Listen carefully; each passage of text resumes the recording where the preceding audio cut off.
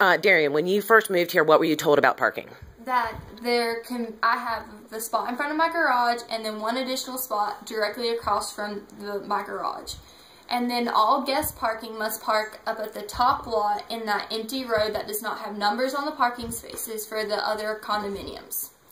My friends only, at maximum, there's 5 cars here, which I could give you the make and model if needed to, so you can verify what friends of mine and what other cars. Okay. And 2 of those cars, one is actually yours, and one is in your designated parking spot out here. Yes, there's a silver Jeep Cherokee that is my car, and it stays behind my condominium in my parking spot. Okay. Let me ask you a question, because there's been some confusion about the police visit at one point, and I need you to clarify what you do and do not know about that evening, and that you will be discussing it with the people that were here that night. Because we are under the impression that the police were called and a report was filed. Okay, I never encountered a Boone police officer. The only officer that has been here to my knowledge is Watauga County Sheriff's Officer, who is like an honorary big brother to me because I interned there, and he did a drive-by one night to see where I lived because I was asleep. And the next night he came and I stood out front of the condo and talked to him while he sat in his truck. Now, I also understand that there are various male and female guests that visit.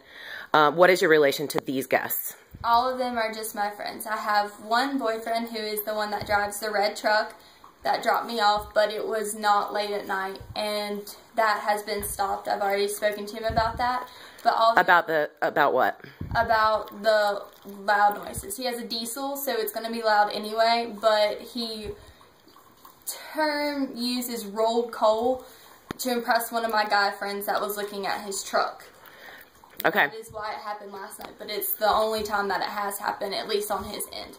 So you have spoken to him, and he knows that really he needs to not do that in the neighborhood. It's definitely disturbed some of the other people that live here. Yes. Okay. So tell me a little bit more about the guests that come to visit. Okay.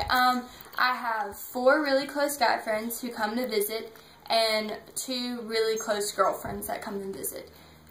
It just so happens that more of them are guys than girls, but none of them are anything more than my friends. Okay. And do any of them live here? No. What do they do? They come, they walk my dog, they hang out, they study, then they leave. They go home. Okay. Is there anything else you want to add to that? The only time they spend the night is if one of them has been drinking, and I won't let them drive. And I can respect that. Is there any other instance where somebody has spent the night for work, for anything like that? Several of my friends work at Cracker Barrel, and they have to do opening shifts, and my house is closer than their house, so they will stay here and get up and go to work the next morning just because it's a shorter drive. Same thing with school. If we've been up late and they don't feel like going back home, or if they're at the ASU library, my house is closer than their house. And if anybody in the neighborhood has any issues with noise or whatnot, are you okay if they come and just say, hey, can you turn down the TV or whatever? Oh, yes, I'm here. You can knock on my door anytime. I'd be more than happy to address it. And do you like living here? I love living here. That's why this kind of really bothers me, that there's all these problems. Okay, I understand. Thank you, Darian. Of course.